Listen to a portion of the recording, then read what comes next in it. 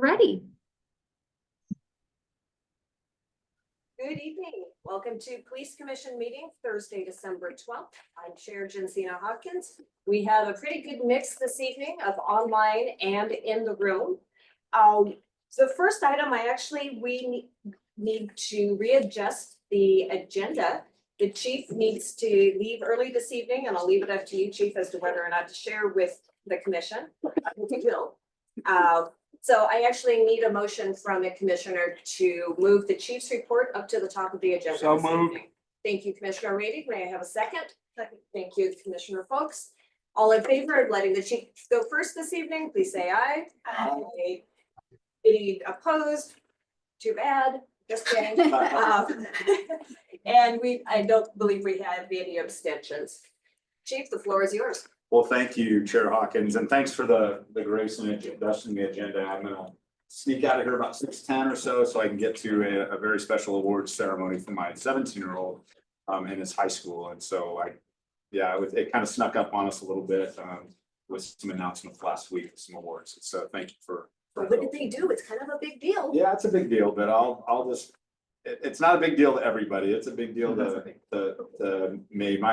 My 17-year-old was named first team all-state football after his high school won the state championship this year. And so that's a goal he's had. And so I want to go support him. It's just a proud dad moment.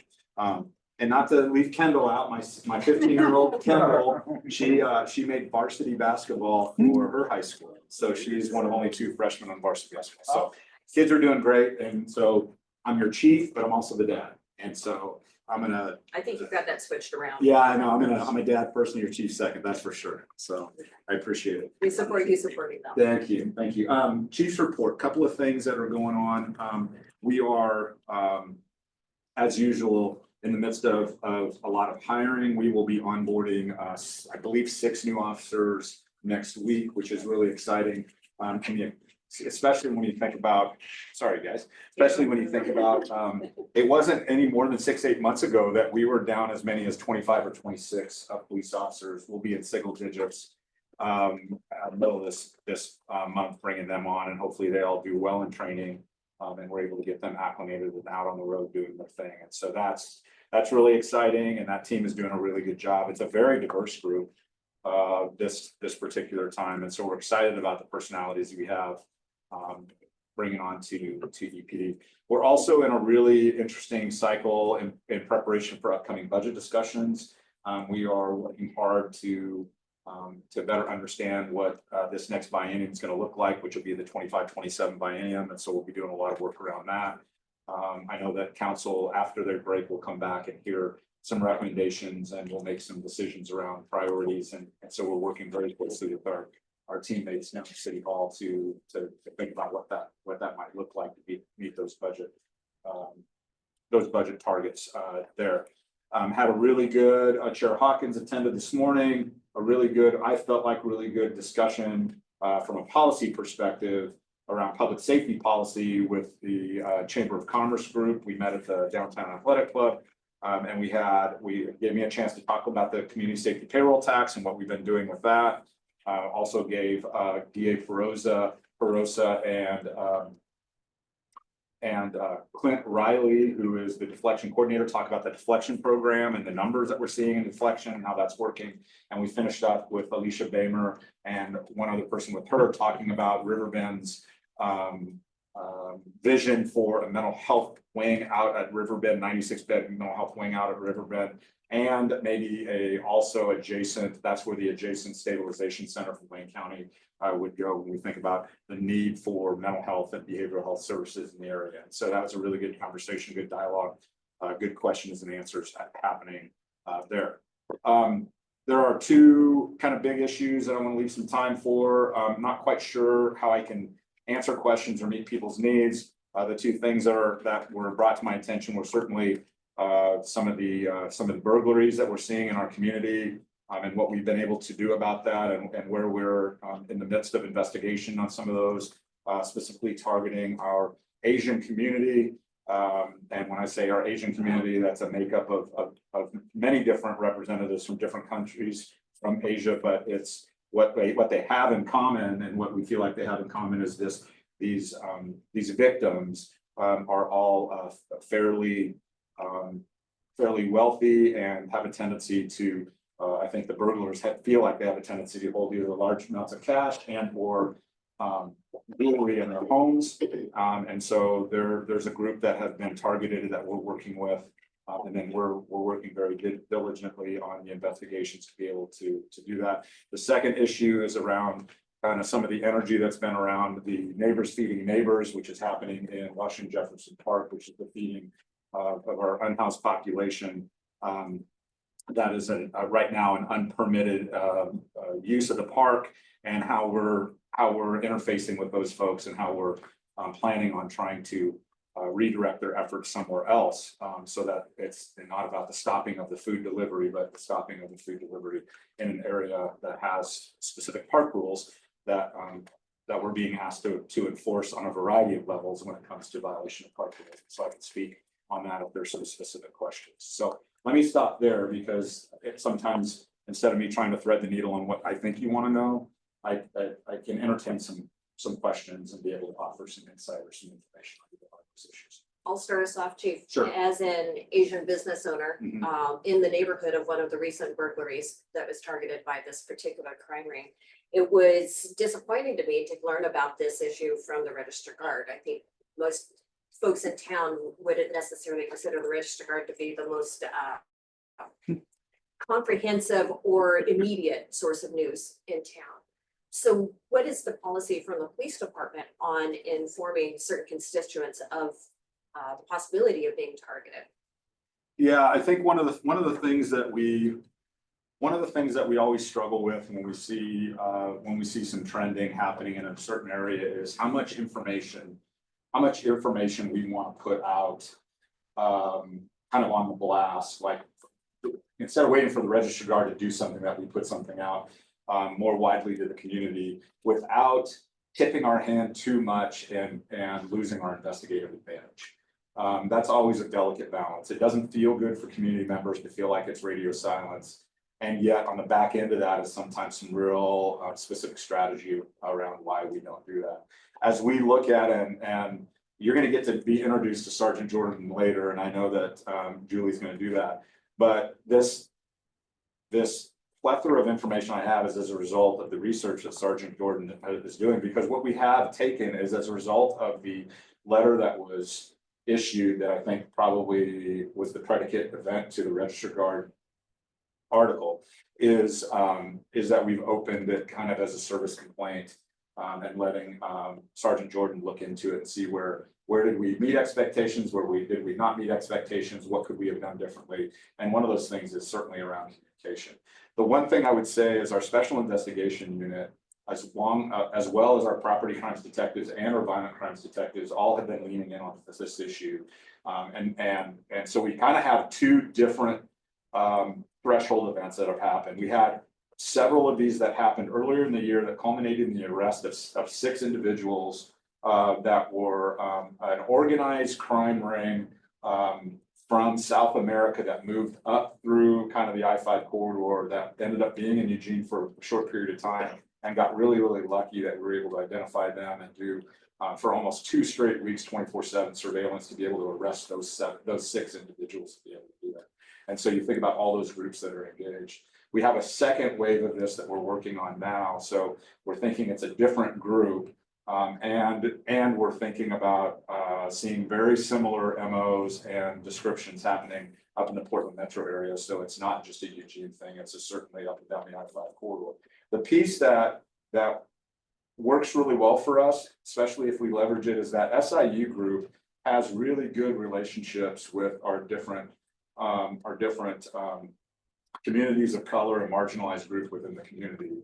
And so what I'm checking into now is to see if whether our SIU detectives actually reached out to, whether it's the different groups and the networking part of the groups that they have, and or social media groups that are communicating amongst themselves, to be able to be more targeted in our communication to those groups about what we were seeing, as opposed to just blasting it out and kind of tipping our hand to everybody and what's going on. So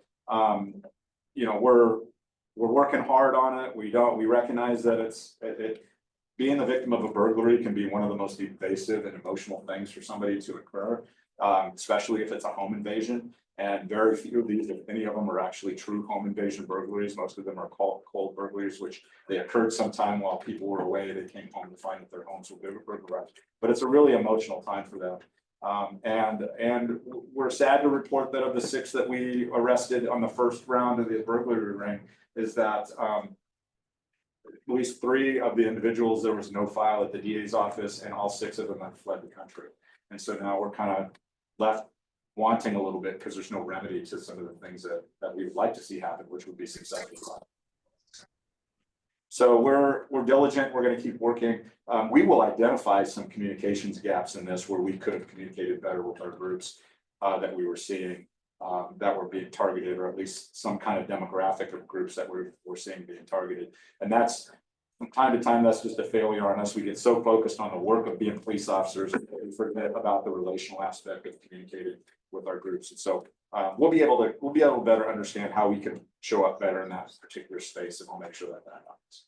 So Chief, where do you draw that threshold? Because the Register Guard reported that there were 7 homeowners that were affected by this rate. For Asians, for the percentage of Asians in this community, 7 is a huge number. So where do you draw that threshold between prematurely notifying the criminal ring that you're working at this, or protecting the community? That's a great question, because I'm not going to have a perfect answer for that. And when we categorize these as Asian, I think one of the challenges is that when we say Asian, that looks sort of like something specific in some people's mind, but some of these are also East Indian, which is a part of Asia, and so that's their race is considered Asian. The piece that I think what we tried to do is communicate in a press release as delicately as we could. We sent out a press release on June 23rd after we made our first arrest of the 6, and articulated that the target ring, or that the ring was targeting wealthy individuals of Asian descent. And so we tried to do that in that press release, but it's of people, of Asian descent, to include those that are East Indian business owners, seem to be the ones that have been targeted. And what resources is EPD providing to either Asians who are experiencing this or concerned about experiencing this? Well, we certainly, community engagement team is a resource that we provide to everybody, to include this group around crime prevention and crime prevention through environmental design. If we need to do something around the homes that are happening, certainly the investigative aspect of what we're doing is we're constantly contacted with the victims. We have actually one victim that's a victim of 2 burglaries, one that was victimized in the early stages of this. And then we made the arrest. And then when we saw that, we recontacted that victim. So we're really connected with the victims. SIU and our investigators are really connected with the victims through this. So we try to be really take that victim-centered approach best we can as investigators, coupled with community engagement team and crime prevention aspects. And then as we shepherd or make arrests and shepherd people through the court system, victim services from Lane County is another aspect of this that should be wrapped around these people as they kind of navigate the criminal justice system. And are there any culturally and linguistically proficient resources? I don't know the answer to that, because what I don't know is if we had any language barriers with any of our particular victims. I have not heard of any challenges that we've had being able to adequately investigate this because there was a language barrier. We do have, depending on the language that's spoken there, between technology and human resources that we have, I feel like we can bridge that gap, but I just don't know specifics whether or not we have that. Thank you for diving into that. Commissioner Rating. Yeah, Chief. You mentioned Commissioner Hawkins mentioned the Register Guard, and that's where I found out about this, so I don't know anything about it. But the question of the feeding in the park, because previously my understanding had been the department was very clear that it would provide officers dealing with a homeless encampment when the city or Parks Department requested backup for security reasons. But that it was not the department that was going down and saying, you move. It was the city, and the officers just there to make sure everything went peacefully. what I read in the paper was that it was the department that had told the people who were doing the feeding, you have to move or be cited or arrested. Right. Is that accurate? So, kind of, Commissioner Rady, the first half of your comment is more, akin to when we have, open public space that's being shut down for cleaning, the city will post that and they initiate the shutdown of said space, and we're there as just, overwatch and security in the event that they need us, but it's not an EPD action, that's the predicate action Conducting to doing that, right? We're just there as a safety resource. In this particular case, because it is an enforcement action, and because there is a violation of park rules, and you can kind of fill in the blank, whether it's the issue of the day, which is the feeding, or any other violation of park rules, it's our parks officers and or EPD officers are the ones that are going in and giving the admonishment and asking people to correct their behavior, and then if they're choosing not to, would be subject to citation and or custody arrest in a worst case scenario. The vast majority of any enforcement action we take is a citation, in lieu of any kind of custodial situation. But in this case, it is us going in saying, hey, you're in violation of park rules. You can't do whatever behavior it is. I don't care if it's smoking, drinking, in this case, the unpermitted feeding that's going on. And as you can imagine, trying to even-handedly enforce park rules is really important for us, that we don't kind of pick and choose which ones are going to be okay and look the other way and the ones that we're not. So You do understand how it appears. I mean, I'm sure you do.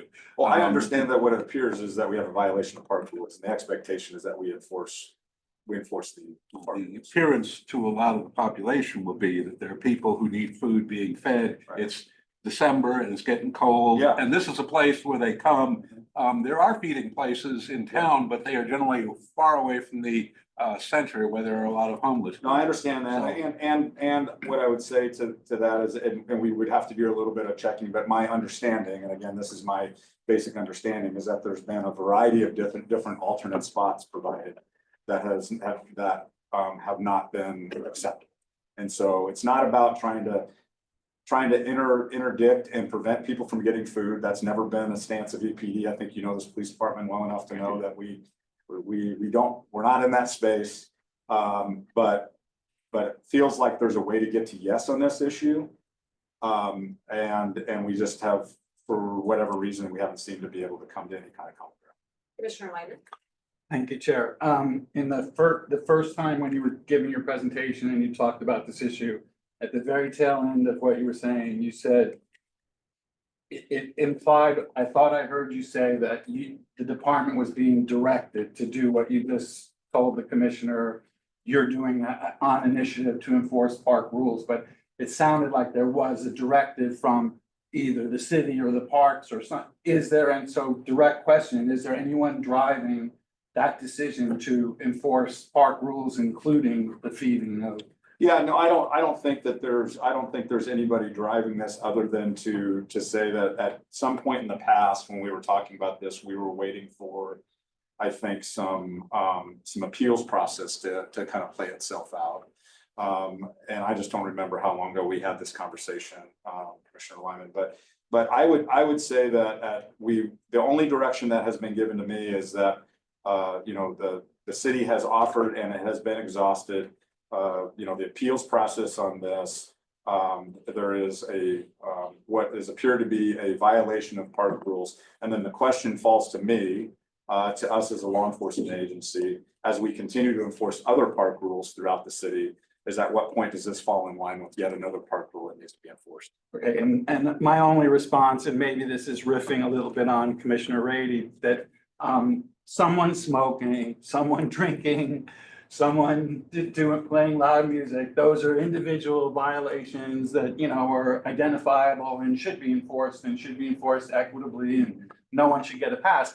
But something different is going on here, and I think that it shouldn't fall on you and your discretion as to whether they want to enforce that and shut it down at the park. If the city counselors that are here on, or if anyone, if the city wants it stopped, then, you know, you shouldn't have to take the heat and say, it's an impartial enforcement of park rules. It's distinctly different. What's happening in this enforcement than an individual smoking pot in the, Yeah, I would, the only thing that I would add to that though, too, when we think about livability and the impact that we have, I mean, and especially with where parks are located, you can have certain aspects that happen in a park that have a very limited impact on other either park goers or neighboring or neighborhoods. To your point, the individual smoking, the individual drinking, one would suggest, where's, it's a victimless crime. I mean, who else is really being impacted by a single person drinking or smoking in the park? In this particular case, I was suggesting is you shouldn't, it's okay to enforce that. No, I know, Okay, but okay. my point is that, while some may view that as being not a huge issue, but yet one that we would enforce. In this particular case, it probably wouldn't shock you that we've overwhelmingly heard from that neighborhood about the impact that is happening as a result of feeding at that location. It's not about the feeding of our unhoused individuals. It's about the collateral and the secondary behaviors that they're starting to see happen in and around the Whitaker neighborhood and the businesses that are in and around that particular location in Washington Jefferson Park. And so you do have some level of upswell of individuals that are asking us to step into that space because they feel like that their livability, their neighborhood, their business livability is being impacted. That is really helpful information. That is new information and helpful to understand. So thank you. If you attend a Whitaker Community Council meeting, this is top of mind for them and what they're seeing in their neighborhoods and community. And many of them point to some of these events occurring and the time in and around these events is really stressful for that neighborhood and that community. Suffice to say, Alan, that the neighborhood is fed up with this and the reticence of the group not playing by the rules. And it's a pretty easy fix on their part, and the neighborhood's just fed up. That piece was kind of missing from my, register guard. Yeah. I think what we try to do as a police department in many areas is be a complaint-driven police department. There are times when our park officers are walking through the park and they see violations and they'll say, hey, that's a park violation. Can you knock that off? And 99.9% of the time, people are like, yeah, I don't want any trouble. I'm happy to do that. The instances of enforcement are usually driven by complaints that we're hearing from other people. So, like Monroe Community Park is a great example. You have so many businesses in and around that park that are impacted by the behaviors in the park. We'll hear from them and say, can you please send somebody down here and change what I'm looking at, change what I'm experiencing, changing what I'm seeing. And so in this particular case, largely our involvement in this particular neighbors feeding neighbors situation is complaint. Any further questions for the chief? Okay. We'll move into reviewing and approving the. Can we please, as the commission, express our congratulations to your son? Well, thank you. As a body. I know that's not a big deal to everybody, but I do appreciate that. Sorry, Commissioner. Well, we should do this. I'm known as Jack. By the power vested in me as the chair of the police commission, we heartily extend our congratulations to Jackson and to. Yes, thank you. Well, I'm sure we're expecting big things then. Well, and let me just say this before I kind of bug out of here real quick. I appreciate that as a chief, and it hasn't always been like this, but I appreciate as a chief that I can come and talk about my family and get some measure of appreciation, because I think all too often, whether it's people that are listening to this or people that are sitting here, is that it's really, really hard to see past the uniform and recognize that all of us that wear the uniform, we have other things going on in our lives that are very similar to the things that are going on in their lives as moms and dads and brothers and sisters and aunts and uncles and grandmas and grandpas and all that stuff. And it's okay to be proud of our kids. And I appreciate the fact that you let me share that with you.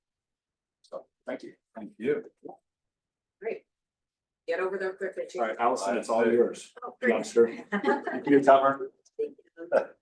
I'll Sure, as long as our agenda's upturned anyway, might as well.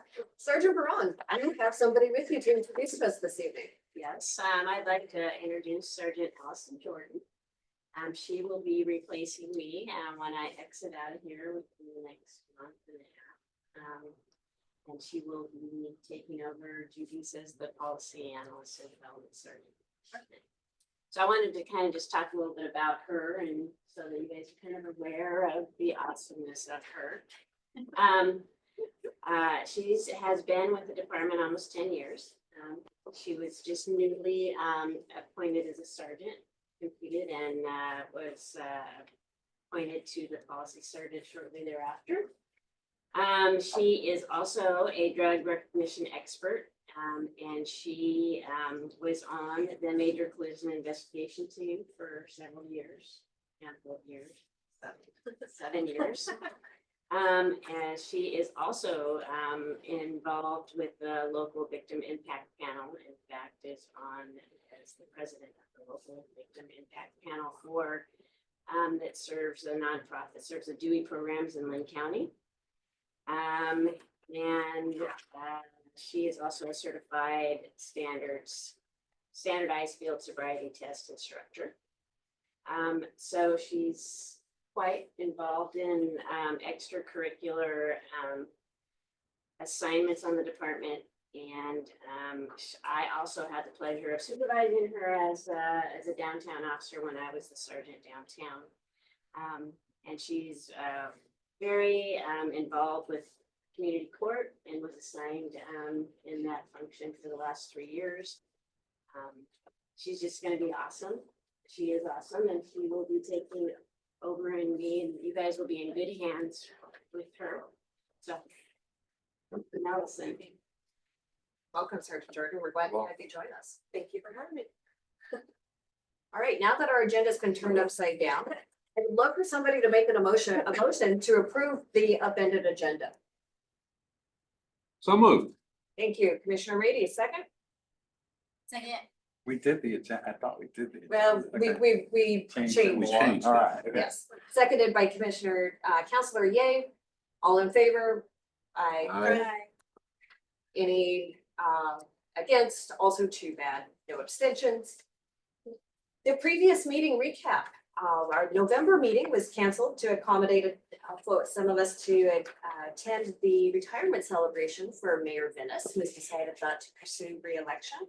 I attended that celebration, and I was actually joined by former Commissioner Scott Lemons. It was a very pleasant evening. Councilor Zelenka actually provided a very nice resounding speech in appreciation of the mayor. So it was a very nice evening. I'm glad that we were able to flex the schedule a little bit to allow for that to happen.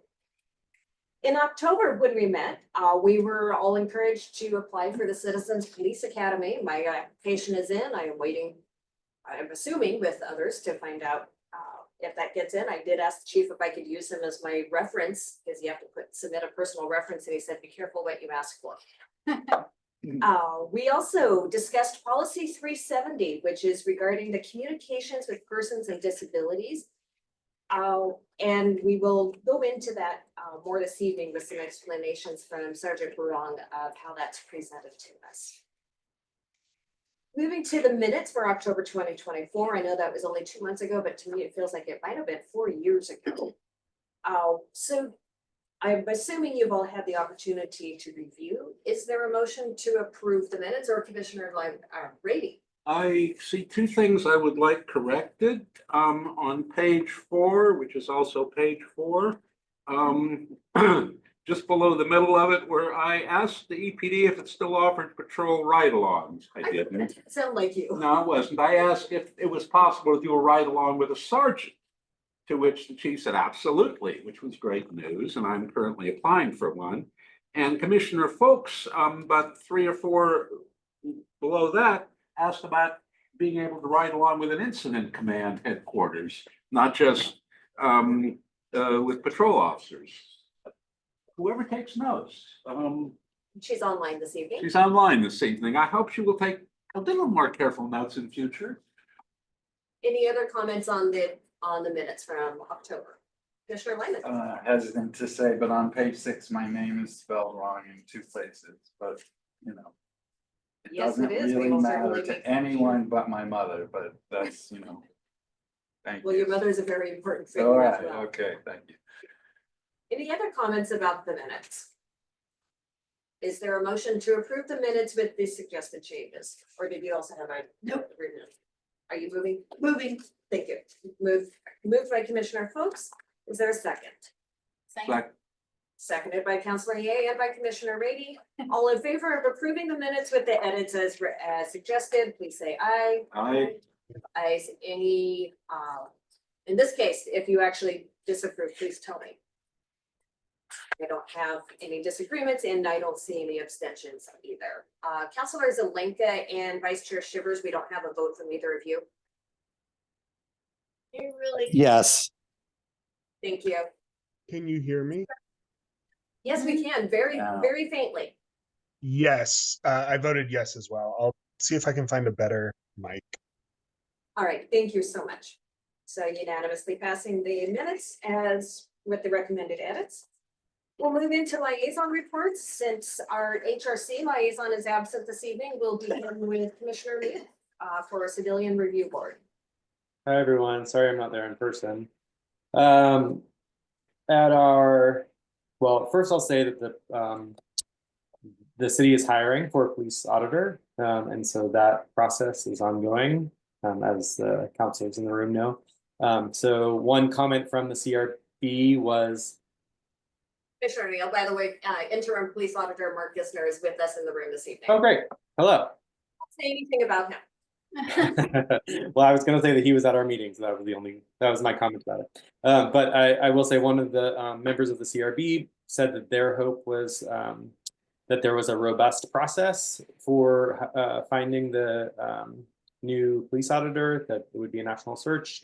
We don't know what the process is yet, so I think that was something that's shared by all of the CRB members, that we really want someone in there who is at the caliber as the previous police auditors have been. And so finding the right person is really important for that. Carolyn Williams has been a CRB member for 8 years, and she is bowing out of the board. So there will be another opening next spring in case you know of anyone who might be interested in that kind of role. Ellen, you'll probably join me in feeling sad that Carolyn is leaving the board. She's been a really robust member of that board for a long time. And yes, interim police auditor Mark Gissner was there, which was great to have him and to meet him in person. That was my first time meeting him in person. In October, because we didn't meet as a police commission in November, I will also tell you about what we did in October at the CRB, which was we talked about a case that involved, I think what we all understood as inappropriate behavior between an officer and a suspect, a DUI suspect.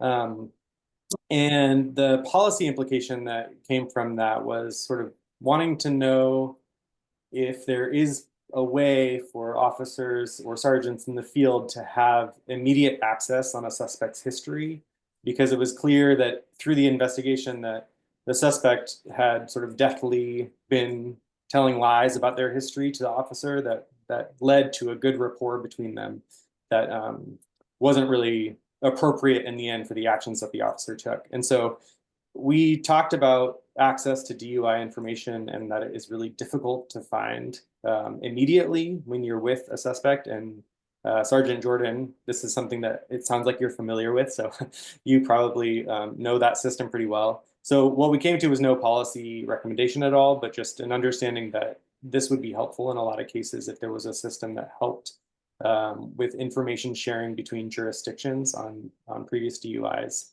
It would have helped in this particular situation for an officer to avoid kind of compromising behavior. In November, we talked about a use of force incident with between the incident was an investigation into a sergeant and their use of force on someone who seemed to be displaying evidence of mental illness.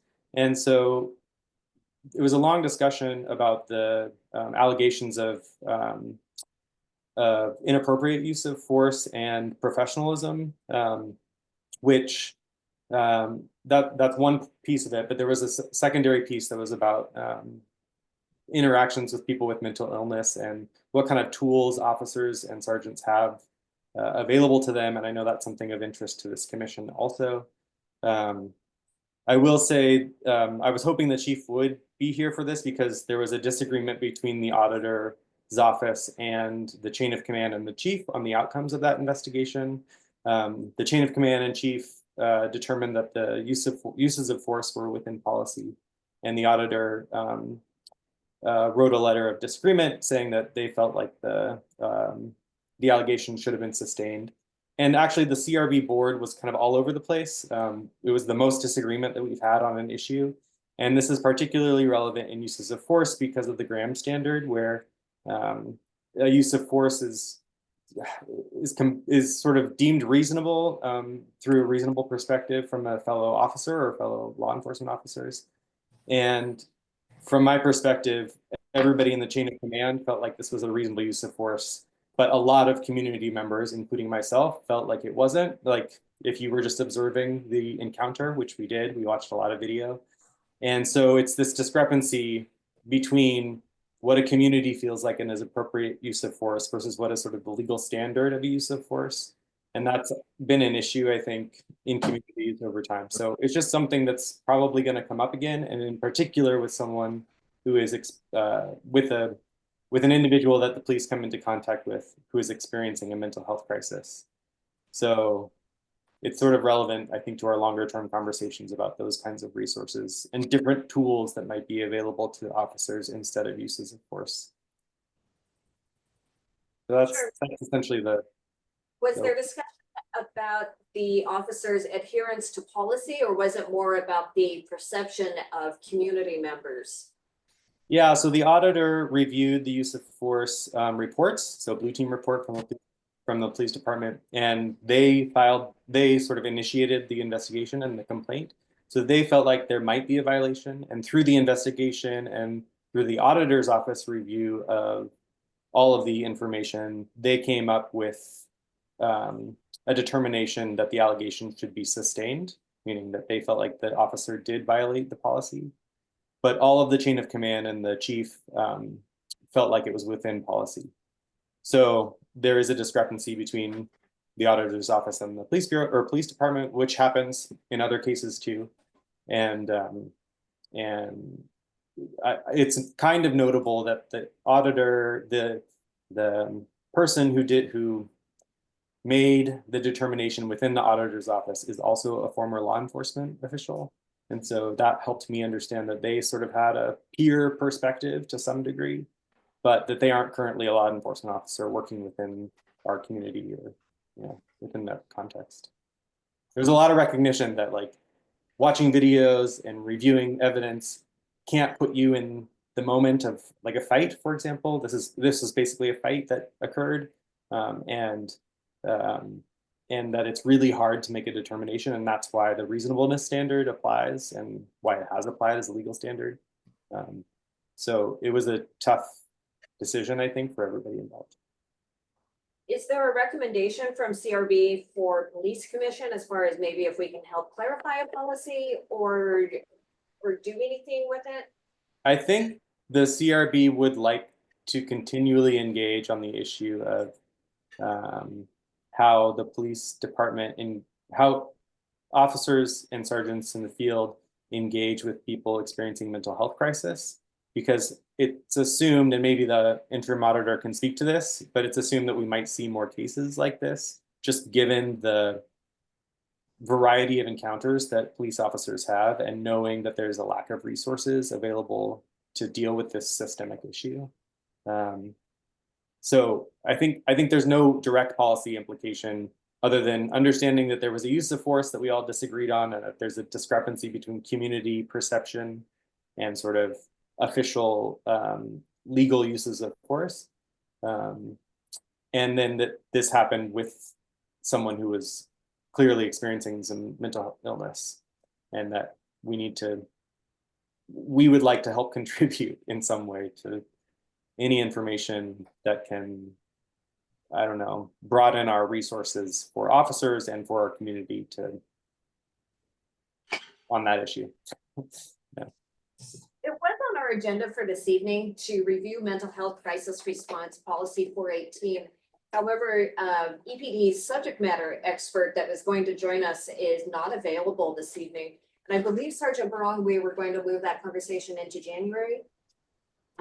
It would be my recommendation for you guys to get a presentation from either a CIT instructor or somebody from to better help understand the type of training situation we encounter before we actually talk about policy. Okay. For Neil, if you can share with the CRB that we will be diving pretty deeply into that and that we appreciate their feedback. And if there's specific commentary or sections that are of concern to CRB, we'd be more than happy to take those into consideration. You got it. You can do that. For City Council, Commissioner or Councilor, yay. Yeah, I think the chief already talked a little bit about it. The most pertinent thing I think right now is just our budget discussions. Like he said, we're going to be having a couple more meetings in the new year around our current funding gap and whether or not we will be making significant cuts to our city's general fund budget or not, which could affect the police. Obviously, that's something we haven't determined yet. But if that's something you guys are interested in, you might want to check out those meetings as they come. I believe there's 2 in January scheduled. I don't remember the exact dates. I'm sorry, I should have brought them with me. Maybe Alan remembers. Yeah. Into January, towards the end of January. That is not the face of someone who has that date right there at his fingertips. Okay, Councilor Zelenko, do you have anything else to add from City Council? No, I think, can you hear me okay? Yes, we can. Yeah, thanks. I actually had to be in Salem today.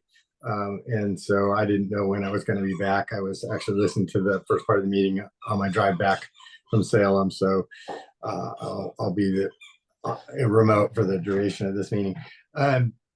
Yeah, I think that is the big issue at council right now is the budget and what to do about it and whether or not we institute the fire fee.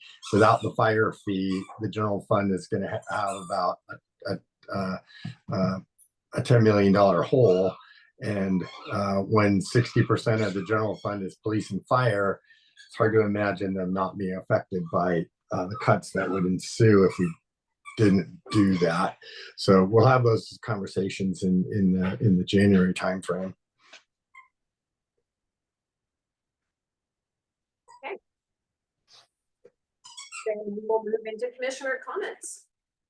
Commissioner Folks, because you're sitting right next to me, I'm gonna start with you. No comments at this time. Thank you. Okay. Commissioner Rady got up and moved. I thought he was leaving us. I thought if I was hidden from the camera, it would be a terrible tragedy. No one would know where that disembodied voice was coming from, but I have nothing to Trust me, add. we all know your voice, Jack. Yeah, nothing to add. Okay. Commissioner Lyman. Thank you, Chair. I have 3 things. The first is I just for next month or the following, I think it is time now that we are due for an update on the cultural audit or whatever we're calling that. But now, you know, there should be something to a time frame established for that. I'd also like to hear something about drones as first responders. Since I just learned about that, and I think I was surprised that as first responders, when I got some context to it, it makes sense. It's not a drone coming up to you on the street and saying, "This is the Eugene." But it's, I think a presentation would be helpful, just a brief something from someone who knows about it.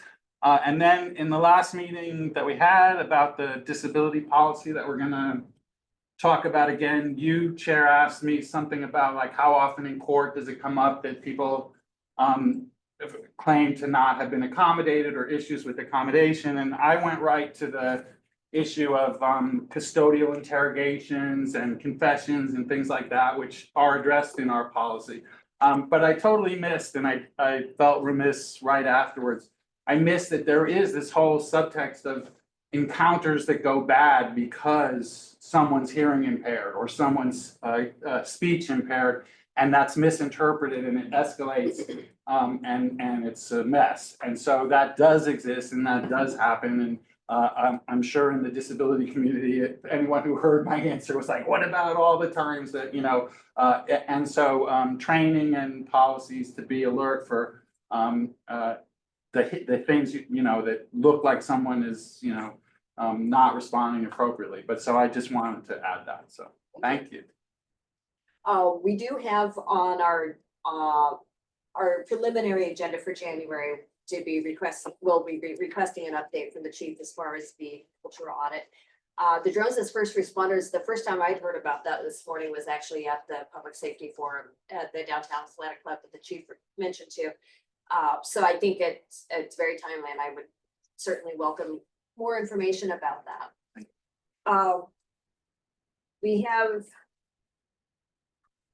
Dr. Booker is absent, Commissioner Parham is absent this evening, Commissioner Price is absent, and Commissioner Thorson is absent. So for commissioner comments, Commissioner Neal, do you have any commissioner comments in addition to your CRB liaison report? I just want to make one additional comment from the CRB, but I don't have anything else. The additional comment I want to say is that in that encounter that I was describing, there were many officers on scene with that individual who was experiencing mental illness. And I do want to say that there was great behavior that was demonstrated in terms of de-escalation and sort of interaction with that individual until the police went to arrest that individual, and it sort of went awry. And that's where the investigation started. But there were many minutes of really great behavior from the police bureau. So I don't want that to go unnoticed. We did comment on that at the CRB. So thanks. Not a bureau. Councilor Ye? Good. Councilor Zelenka? Nothing else to add, Chair. Vice Chair Shivers? Yeah, I just want to apologize for not being there today. I messed up my knee, and so walking around is not ideal, but happy to be here and happy to do some work. Thanks, folks. Apologies necessary. I have no comments. I unloaded them all at the chief earlier. All right. So for the chief's report, we already got that. The Law Enforcement Mental Health and Wellness Subcommittee update. I will provide that update for the time being. Commissioner Parham has stepped down as the chair of that subcommittee, and I have appointed Commissioner Rady as the new chair of the subcommittee. And Commissioner Rady and I will be meeting in a few days to get him up to speed on that. At the last meeting of the subcommittee, actually, Commissioner Rady and I were the only ones who were present, so we didn't have quorum, so we didn't move forward with anything.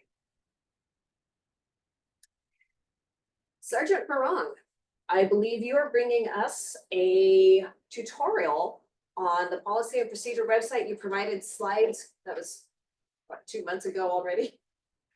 So the floor is yours. I do not have a presentation on that tonight. I did do some work on getting some videos online for you guys to watch and do a tutorial yourself. And I'm happy to make myself available to help anybody that has any questions or is having problems or would like to troubleshoot on how to make it easier for them. I can make myself available this evening or any other time. I'll just get a hold of me before you leave tonight, and I will be here late because I'm going to do Holly's jobbing. And clean up after all of us. Yes. Thank you.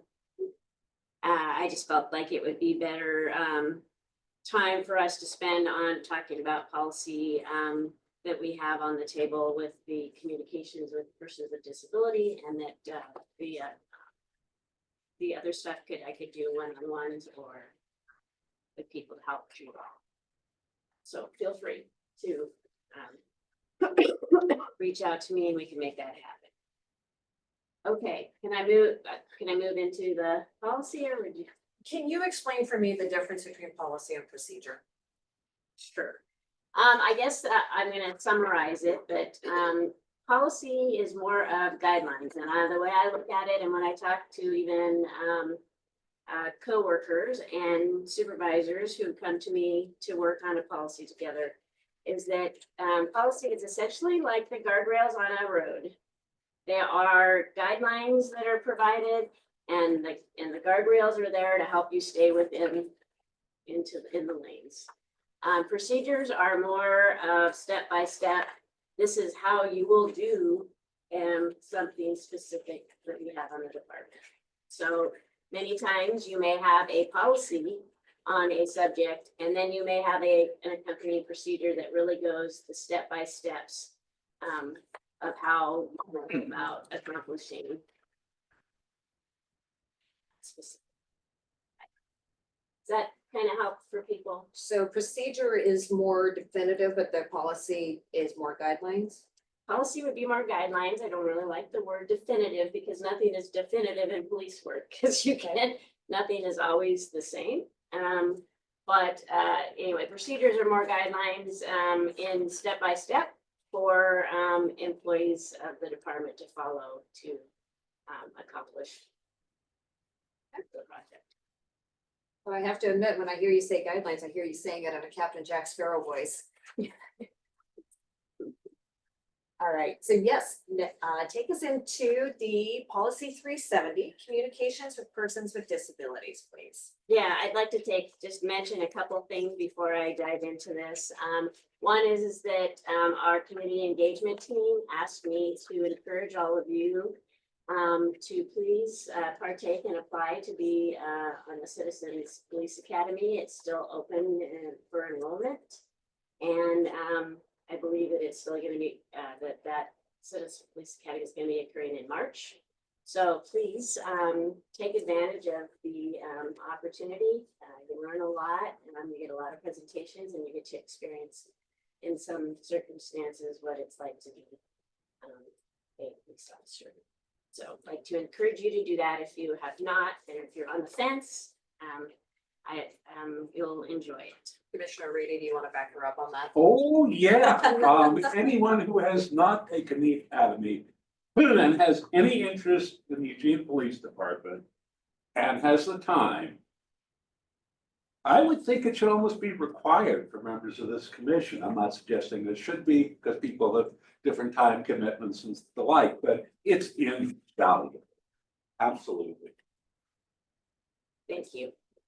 Okay, and then the other thing I just wanted to mention, and the only reason is that I wasn't going to speak to being an expert on the mental health and crisis response here, and retired, but B, is that I do want to say that not only when officers are hired and they go to the police academy, they receive several amount of hours from the Oregon State Department of Public Safety and training on crisis intervention trainings, which is CIT.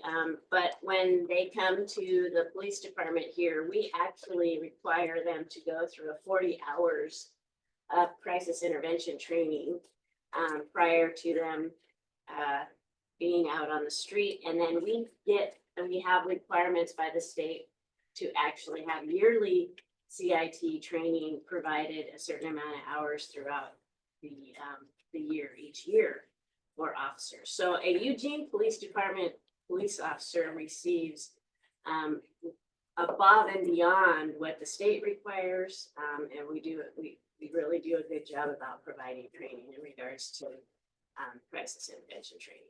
Can I ask a question about that? Yes. Yes, Commissioner Reedy. I noticed, because I looked through the policy 418, and the first thing in definitions is a CIT officer is any sworn employee who has successfully completed 40-hour CIT training. What I hear you saying, what I kind of got in the rest of the policy was that all officers are CIT officers because they all get the training. Okay, so there was no real need for it to be called out as a separate category. You know, and if you look at the date of this policy, I'm encouraging you all that yes, it is, we do need a revision to it. And so, you know, from 2015 to now, it, I marked made up a some number of change. things in there. Yeah, so, I mean, it's great that you guys have been provided a copy for you guys to digest and begin to ask questions. Please take notes and be prepared. And I think it will benefit you to have a discussion with, an expert from the department. And then we can go into the policy revision. Sergeant Barone, what is the yearly requirement for the CIT? There is a requirement by the state of Oregon, and I don't know it by heart. I should, because I just went through this for accreditation and we meet the requirements. I just don't want to misspeak for the amount of hours. It's not 40 hours. I want to say it was 3 hours, but I certainly. Okay, communications with persons with disability. If you recall, at the meeting, we had a couple of guest presentation panelists, and they spoke from their personal experiences, their background on their assistance and work with this policy in previous revisions. So what I did from that meeting is that I took copious notes on everything that was discussed, and Linda and I then sat down and tried to incorporate those requests and comments into not only the comments on the side of the document, but we tried to incorporate the changes into the document in some manner if we could. Most of the time, I think we have a community member. Are you here for a police commission meeting? Oh, You're gonna, front counter there. you're gonna wanna actually pick up the phone probably, because I think the lobby's, or the records is closed. All right. Sorry about that.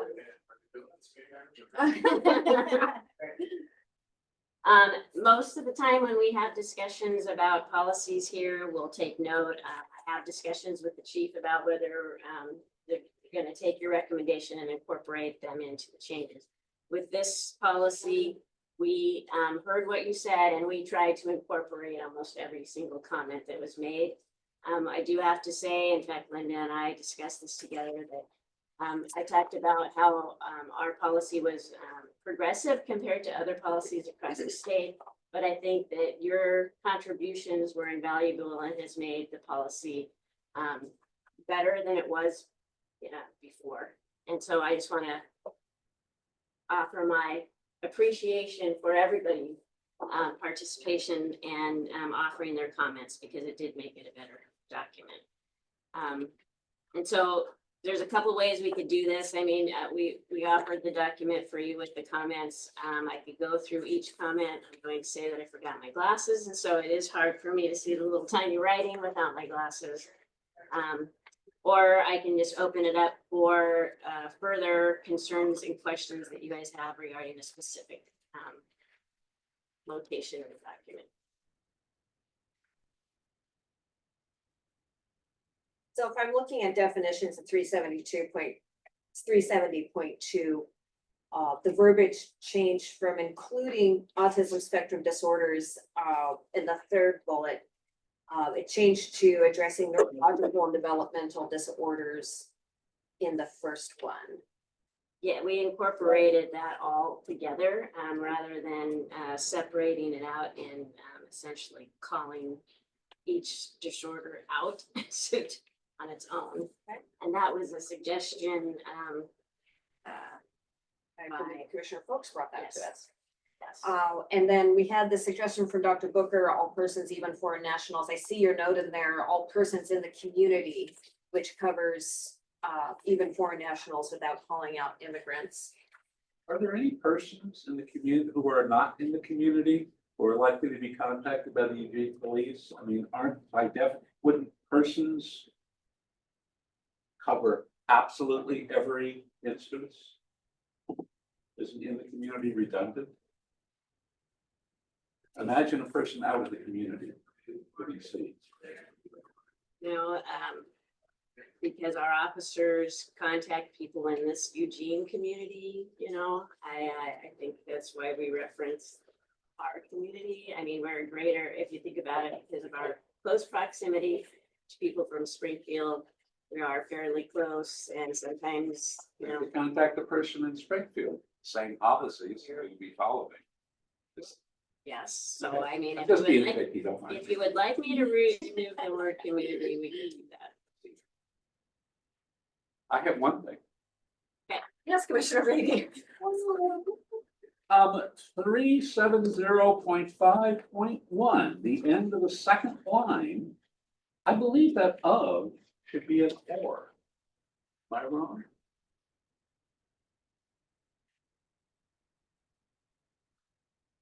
Seven 0.5.1, Yeah, the second line. yeah, it's, Can you read the line? yeah, okay, it says, from the top. And this is struck out. Okay, officers and employees are encouraged to utilize resources immediately available to them in any contact with a known or suspected person with a disability, either of or impairment, Right, disabled, and just that's struck out. Alternative methods for communication, blah, blah, blah, blah, blah. But it means either with a disability or impairment, right? correct. Okay. Yes, I agree. Wow, I fixed one letter.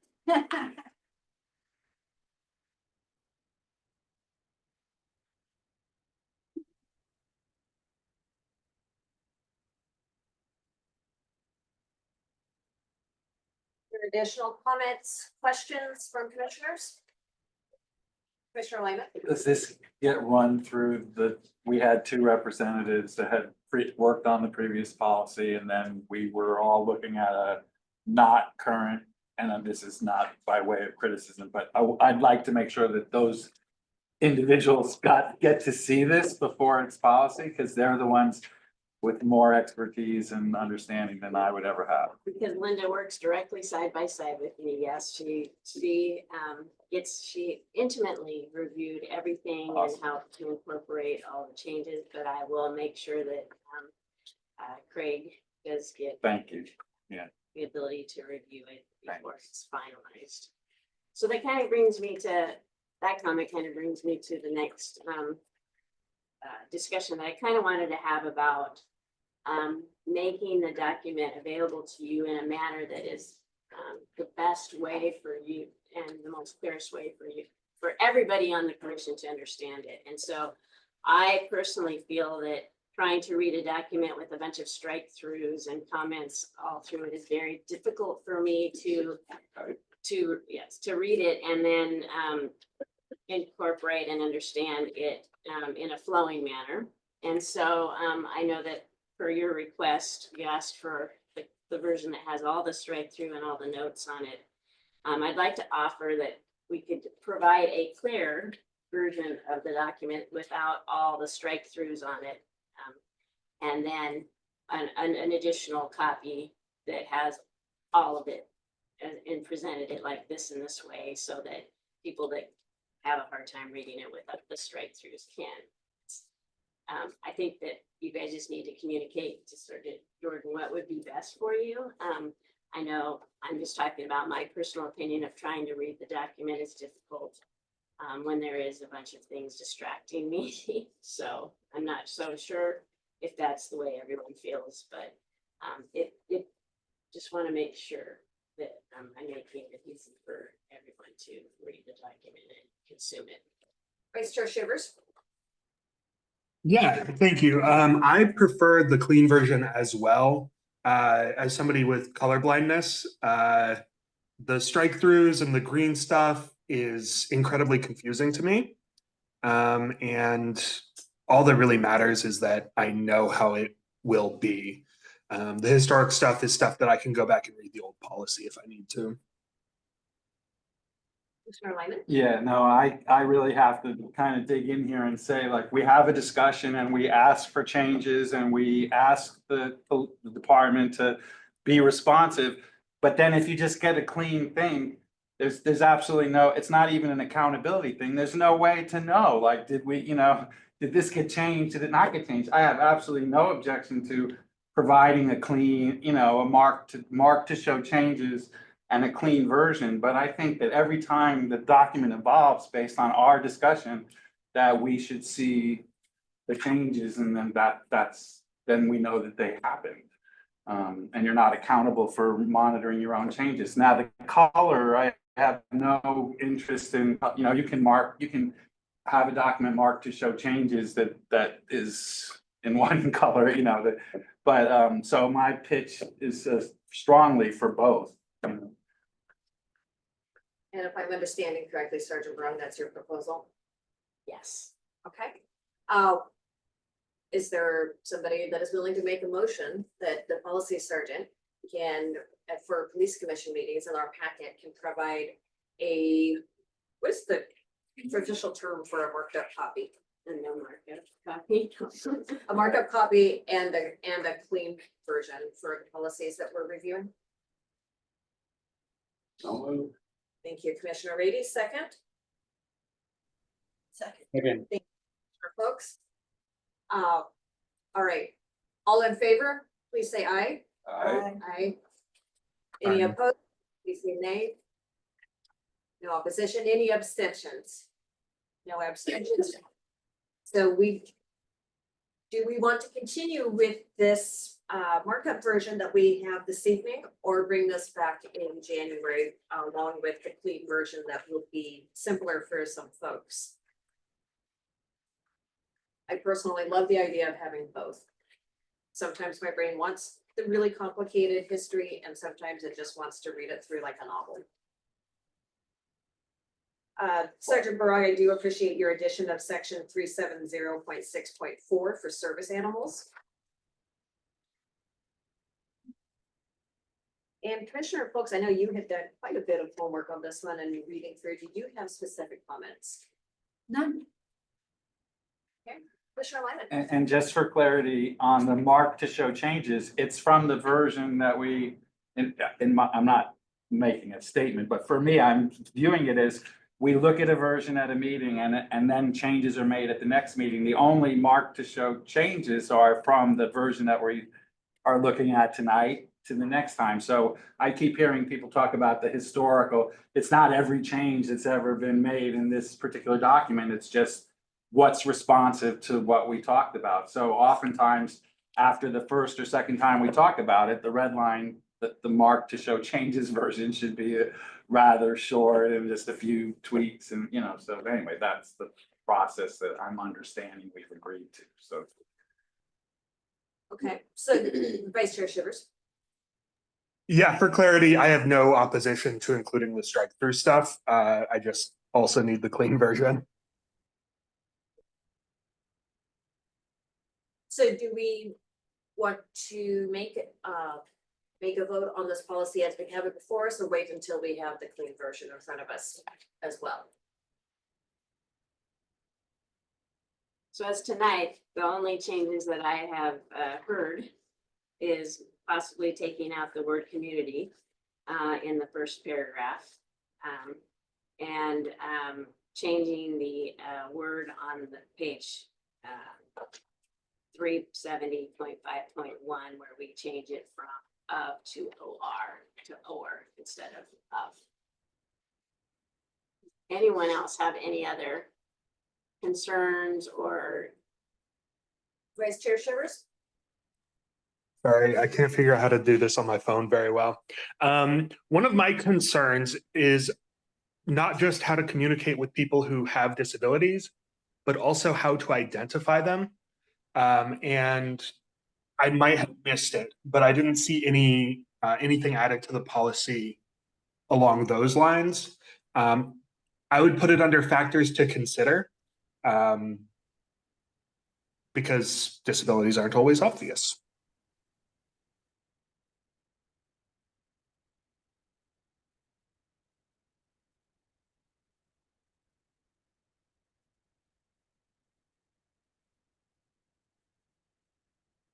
You're kind of implicating the 370.3A that struck out. Are you asking just for clarification? Sorry, Chair, I didn't.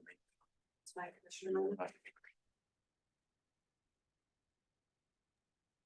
Yeah, I think that is what I'm looking at, though reworked in some way, because I agree that what we have I didn't love, but something to clue, especially new officers in who have different life experiences that that it's something to be concerned about and aware of, and acknowledge the invisibility of some disabilities.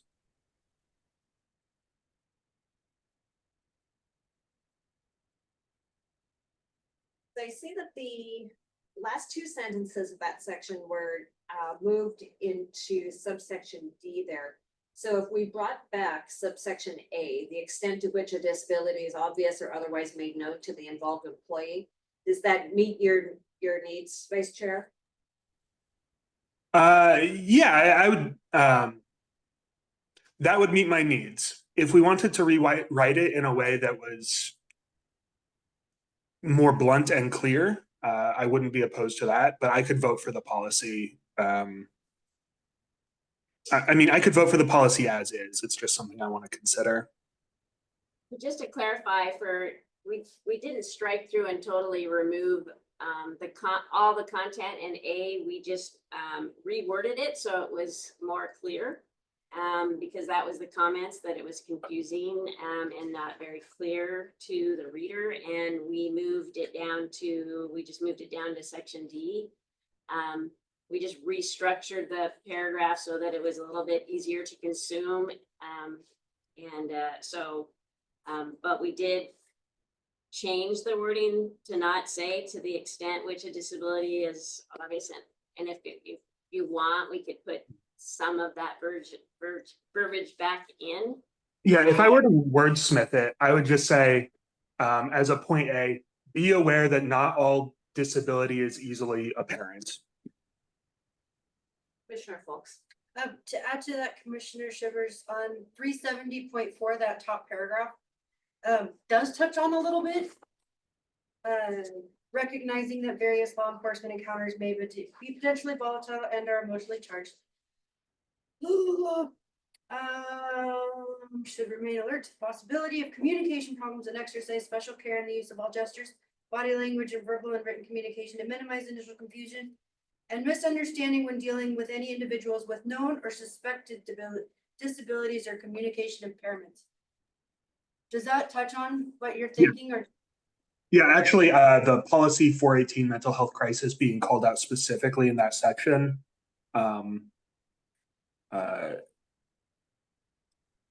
is exactly what I'm looking for.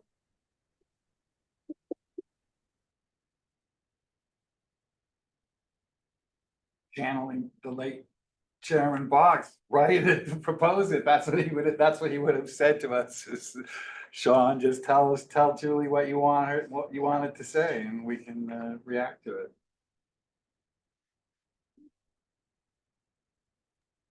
Yeah. My only concern with it is the legibility. I think it's sufficient, and I was missing pieces of it because like 418 is not something I noticed on my first read through. So I'm okay with it as it is.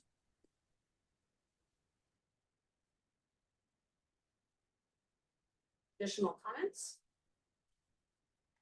Commissioner Lyman? Yeah, Chair, I was gonna move, but I'm not making a motion, but I was thinking about making a motion that it is important to me before I vote on this policy that Linda, is that right? Yes. Linda and Great. Craig, Great. that look at this, the revisions, and that people with more expertise than me say, yes, this is who were involved in the last version of this, say yes to it, and then there are a couple of revisions, and we would have a clean copy and a mark to show changes copy, and it would probably be a pretty quick item. But so I was gonna suggest not voting on it tonight, but just putting it out there. I think that's a great motion to make. Sergeant Barone, do you know if they would be willing to come back to Police Commission or simply just provide us a written affirmation? I'm not sure that they can both make it. I know that they both live a little bit away from downtown core.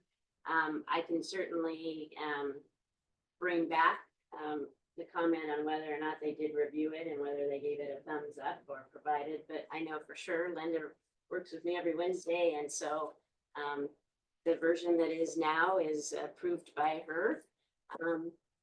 I would just like the Yeah, that- opportunity for Larry Craig to get to read it and say yes, or. That's all I was looking for. I'm not asking them to, I appreciate that they came. I don't want to suggest that I was asking them to have to physically come before us, just that they saw it and said yes. I'm more than happy to bring back to the next meeting report that yes, they reviewed it and they feel good about it, or they did have concerns in these areas. We can remedy that and make the 2 changes that you guys have proposed tonight. And offer it for you guys to make a decision. Commissioner Reedy. Yeah, on procedure. What I think I would like to do is make a motion to adopt the language and then move to table that motion until the next meeting. So when we get to the next meeting, it's under old business. We get the report, it's been approved. Those 2 individuals, we vote. No more discussion, we're done. Sir, and your Robert's rules just go whew, right over my head. So tell me again. Okay, I'd make the motion that we approve this. Okay. If it gets a second, then I would move to table the same motion to put it over for a vote until next time, but we're primed, cocked, loaded and ready to go. Next meeting, if we have the approval, boom, we just pass it, we're done, we got something done. Okay. Once you do a motion for approval, it's approved. I'm gonna move to approve that we adopt this language. That would then require a second. Second. With the changes, right? That we discussed today, that sort of wrong took about. Vice Chair Shivers, do you have additional comments?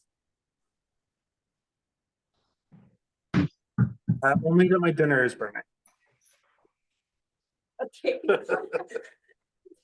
All right. Move to table the motion. Any second? I'll second. Thank you, Commissioner Fox. All right, It's not that is tabled. discussable. Yes.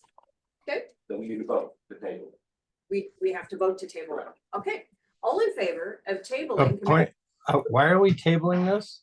Till next meeting, when we get the word that it has been approved by the 2 individuals who testified on it last time we had a meeting about this, who have not yet had a chance to see the final. And we wish, if you heard the discussion in the last few minutes, that we were saying that we want to get their approval before we finalize this. But this is to finalize it pending their approval. So, no second, it's still on the floor. And my procedural motion dies. It was seconded by Commissioner Fox. Then it has to be voted on. There's no So- discussion. You want to just wait till you're done with the meeting? So all in favor of tabling the motion to approve the policy 370 with the recommended edits until we have confirmation of the green light from Linda and Craig or Larry? Larry Craig, yes. It's got 2 first names. It's First name true is for me Larry, every time. last name is Craig.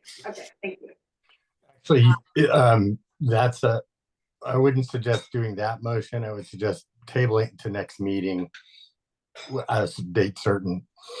That's an appropriate, because you don't know if they'll ever see it or not. So you might have this motion be hanging out in limbo forever. Okay, can you please restate the current motion that we are voting on?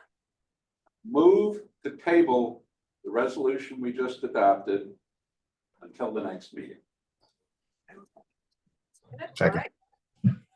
All in favor of tabling, please say aye. Aye. Any opposed, please say nay. Any abs- Thank you, Vice Chair. Any abstentions? Okay, we had 7 yeas, 1 nay from Vice Chair Shivers. Sergeant Brown will look forward to having this come back in January, hopefully with the seal of approval from them.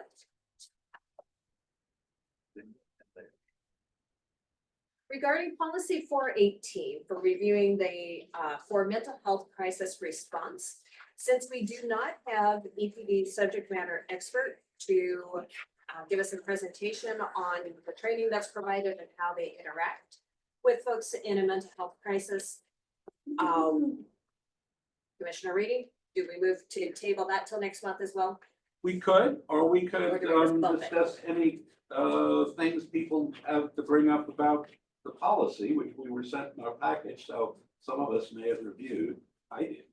But Would it be beneficial to have a conversation about the policy before we all have the opportunity to benefit from the presentation from this that's what meeting? I did. Depends on what else we have to get done today. I get the impression not a lot. This is true. Could we like do 10 minutes of that? Me too. Why, sorry. Go for it. You've I got clearly done some. your homework. I'm set to roll here. Okay, let's see, page 18. Page 18, I was satisfied about, okay. A CIT officer and 418.3A, in fact, all sworn officers will attend CIT training, so you assume all sworn officers are CIT officers, okay. And parenthetically, my wife said the list of things to look for, 1 through 8 on page 20 is an excellent list. Okay, on 418.3.2, it says not all persons who are experiencing a mental health crisis are dangerous. I think that is a terrible wording. Because it's just, and then it goes on to say, some may be victims and some may present a danger only under certain circumstances or conditions. Most persons experiencing a mental health crisis are not dangerous, although they may be to themselves. And to have it phrased this way, rather than some persons who are experiencing mental health crises are dangerous, puts the officer in the mind that dealing with someone in a mental health crisis is dangerous, and be prepared for it in all ways, including frame of mind. I'm concerned about that. If I may push back on that, Commissioner Go ahead. Reedy, my impression would be that these officers are only engaging with this individual because a member of the community has called them with the perception because they felt that that person was a danger. I'm not sure about that. I understand the point, though. I mean, often when the officer gets engaged with the individual, it will be because the individual's behavior has caused an officer to either show up or has noticed it and is dealing with it. But I'm just a little worried that it emphasizes the danger, and I understand there's a danger, and the officer has to be very careful about that. I'm not putting that down at all, but if you categorize a whole class of people as mostly dangerous, it can lead to outcomes that none of us want, because you go into it thinking danger. And that either may not be the case or may come about as a reaction to your reaction to what you're anticipating. I've seen it. Do you Okay, have a recommendation for more neutral wording? not yet, but I will try and work one out before next meeting. Thank you. And I can make the commitment that that paragraph, we will look at to revamp it. Thank you. So that, it's basically, again, keep in mind, we are basing this on 2015. Okay. Vice Chair Shivers and then Commissioner Folks. Yeah, my comment is a little bit to the last question about whether there's value in doing this tonight. I think there is. I don't think there's any value in arguing about the things that we see or find because it's going to change. But calling out places that give us pause, hopefully will provide some direction. And other than that, at this stage, I don't see value in digging deep into disagreements we might have. Thank you. Commissioner Folks. Terminology recommendation instead of dangerous situations. Review for overall safety, maybe addressing safety. 418.3, section B, number 2. Particularly dangerous situations involving persons in crisis, and what was your recommendation? Terminology along the lines of safety, reviewing for safety, overall safety, using the term safety to replace the word dangerous. That is specific to situations though. So in B, in response to Commissioner Rady's comment about danger, addressing as safety. That's my thought. Thank you. It's okay. I hear what you're saying. So I just want everybody to know that, you know, please vocalize your concerns, and I'm not going to argue with your concerns. I am going to take notes, and I'm going to take that into consideration when we revamp this policy, you know, as like, I'll be able to remember what the concern was here, so. If we look at 418.3B7, if police intervention is necessary, evaluate if the contact should be made by phone or in person. Who is making this determination remotely? Where are we? It's 418.3B7. 418.3. Should be on page 19. It gives the impression that the officer is not there with the person, or that, is this supposed to be guidance for the call taker?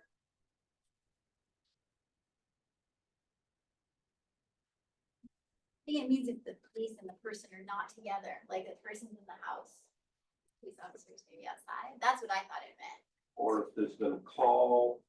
Yeah, we would call for service, and they're to evaluate whether it'd be better to talk to them on the phone versus. Or show up the door. So their presence, their mere presence in uniform may elicit a response. Can I ask, how often does an officer call instead of physically address a situation? Is that a regular? Okay. I mean, I don't know. Yeah, it kind of, It happens the answer is that it depends, Yep. because, you know, it depends on what the circumstances are, and if it's not a safe, like the person is not presenting a safety of life danger to another person in the house, and they're calling and they're saying, you know, I want an officer to come here, and we were able to confirm. I mean, it just depends, you know. I mean, it may be best that we talk to them on the phone first and de-escalate, see if that happens. You know, Thank you. yeah. One of the things about looking at a policy that we have not even looked to revise, to change the wording, to make sure it's gender neutralized, anything, is that you're looking at the roughest draft of it that's currently in its state, and without us having the ability to go through and shore up, you know, beforehand. And so that I like the discussion because it elicits discussions from you guys and your concerns, realizing that I think, you know, this needs to be evaluated and revised internally with the experts, and then brought, you know, a finished product or a rough, more of a finalized draft for you guys to then review. I think works better, but I think that it is helpful for us to hear, you know, what you guys are thinking and what you're interpreting, and then we can address that when we do revise it. Commissioner Neal. Thank you. I have some specific comments, but maybe a general comment based on the case that the Civilian Review Board reviewed this month. One of the issues that I would say the board was concerned about was that there seemed to be a lot of effort that many officers and a sergeant, a lot of effort that they put toward creating a very safe scene, which is great. And that sort of goes with some of the parts of this policy in 418.3.4 or 0.3.3. And there was a question about why, when that occurred, the policy would not be then to bring in to like to encourage bringing in a mental health professional to participate in that scene. So I know that in 418.3.4 dispositions, that's one of the many options. In this case, there was probable cause to arrest the individual, which is in E of 418.3.4. But there was also a very contained scene with many officers on scene and fencing around the scene, such that if this individual fled the scene, it would be very difficult for them to flee the scene. So I think the feedback that the board had was, is there a way to describe the opportunity of de-escalation that presents itself when many officers are on scene, so that that individual probably won't cause probably won't be a threat to other people. And therefore a mental health professional should be called in, because I know the de-escalation, the threat of violence and issues related to that are important for the officers on scene to deal with immediately, and potentially to arrest that individual if there's probable cause. But in this case, it seemed like there was an opportunity for a mental health professional to be engaged, and instead the officers and the sergeant sort of I'm going to use the word baited the individual to come out of an apartment and engage with the officers immediately, and that didn't go well. So I guess that's sort of a general comment. I don't know what kind of policy that would be, but that would be the maybe outcome of our review. And we didn't understand why so many officers there didn't present as a lowering of the risk. Does that make sense? Kind Okay. of. It's difficult for me to form an opinion and give you a direct answer because Totally I fine. Yeah. knows of the situation, so I can't really, for instance, Monday morning quarterback on what should have been done. Right. Yes, absolutely. I do, in reading this policy, it doesn't give justice to the amount of training that the officers get now, and that the amount of de-escalation and techniques that we incorporate now into every aspect of our training. I mean, we just don't do, I mean, it's not like we take just, okay, let's just do 1 hour of CIT training. It's incorporated into all aspects of our defensive tactics training, our firearms training, all our use of force training. We take in and incorporate de-escalation and into those scenarios. Yeah. And so, it's pretty glaring, and even when I'm reading this and looking through this, is that it's that we really need to go through here and look at how we've changed what we're doing and incorporate it into here. So, yeah. But it is helpful for me to hear your guys' concern and from this version and saying, well, wait a minute, why don't we do it this way and that way? So, Yeah. I guess maybe the broader recommendation that I would have is that the police department. I'm sorry, I worked in Portland, for those of you who forget, and so I often say bureau. The police department or this body review uses of force in the past 5 years with individuals with mental illness, and sort of have, and maybe this has happened, and maybe this is what feeds into this policy development and policy editing, but uncover any kinds of trends, because I think the risk to the police department is that not responding to the ways that things are evolving over time can be a challenge to the successful implementation of a new policy. And so I think it would be great if those who were involved in the investigation of this particular case that we looked at CRB, or the auditor's office, who obviously has concerns about that case, were involved in minor changes that could maybe direct some nuances in the policy that would have changed the outcome of that particular case. And I'm sure there are other incidents that would lead to that kind of feedback. You know that we do pretty good analysis of our use of force, and we do look at trends, and we happen to have, and I don't want to put her on the spot, but we happen to have our program manager for our IA section here who could maybe make a comment if she felt comfortable about analysis of trends.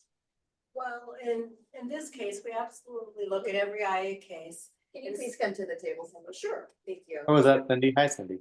Hi. Good to see you again. Yep.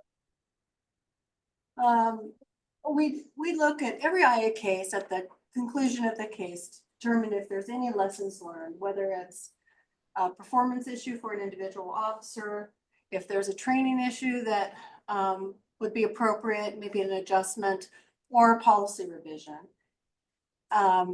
In this case, it was adjudicated as within policy. So there wasn't anything that jumped out from a policy perspective.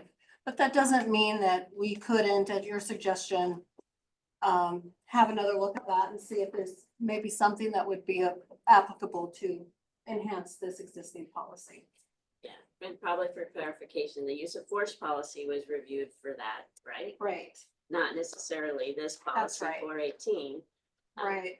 There wasn't an allegation related to 418, so I don't think that we didn't discuss it, for example, at the CRB. Right, it was a review. In that particular case, they reviewed whether or not the involved employees' actions violated the use of force policy. So, but yes, we could always take a look at other ancillary issues that bubble up in a case. We're not just in terms of making case recommendations for policies. Commissioner Reedy. Yes, are we still talking about questions we might have about 418? Yes. I believe we are. The case discussed at CRB was in the context of the policy for use of force, although it sounds like from what I'm hearing Commissioner Neal speak to, is that the case actually very much, it sounds like it warranted a review of this policy as well, in addition. Commissioner Lyman. Commissioner Rubin. I did have an additional question about 418. Would that be appropriate this time? Oh, is it involving the case from CRB? No, it's not. Okay, Commissioner Lyman. Well, I just wanted to, what I hear Commissioner Neal, perhaps if I'm understanding and it makes sense, is an inquiry as to whether since this policy is 9 years since it's been revamped and things have changed, is it being data driven by experience in the department with mental health crisis response to drive changes to the policy, or is it a review, independent of actual, like, we've noticed a trend, a problem with officers that don't deal with this issue well, or that, if that's what Clay was kind of alluding to. So the question is, has there been any analysis of mental health responses? Not out of IA investigations. I mean, other than this discussion Tuesday.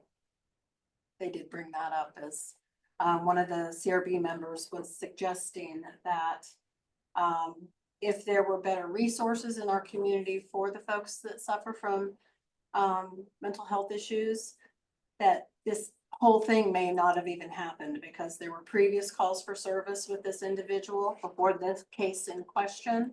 And I think her perspective was, if there would have been better resources, maybe the whole thing could have been prevented. But in this particular case that they reviewed the other night, Cahoots wasn't called because of the circumstances, and that particular incident would have been not an appropriate call for Cahoots to go to, because there were some officer safety issues there, or safety issues there were required police response. Sergeant Barong, I wanted to, something that you mentioned jumped out at me when you said that this policy is 9 years old, and I'm terribly paraphrasing, but it sounded to me like you were saying we need to edit the policy to reflect what we're doing now. So can you tell me about when the accepted standard is different from what's in policy? Wouldn't that make currently everything in violation of policy? Well.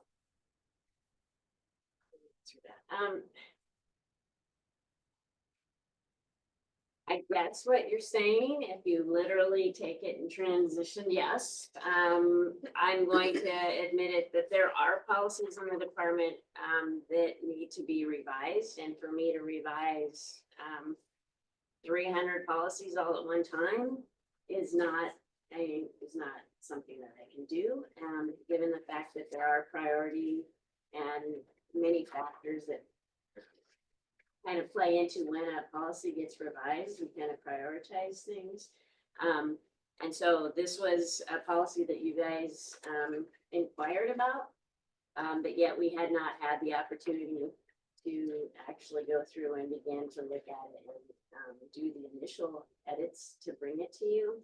And most of the time we do look at trends, we talk to experts, we look at the disciplines that and talk to the individuals that are doing this type of work, get their comments and incorporate that all in and bring you not a finalized project, but you know, and kind of a final draft for you guys to review and comment on. In this case, you guys got the, you know, the beginning stages. And so, you know, and I'm going to say, you know, based on my experience in the department, we handle things much differently, and there are many more resources, and there are some resources that we still need to have within our community. And that needs to be, the resources that we have need to be reflected in here now, and it needs to be updated for the training that's offered.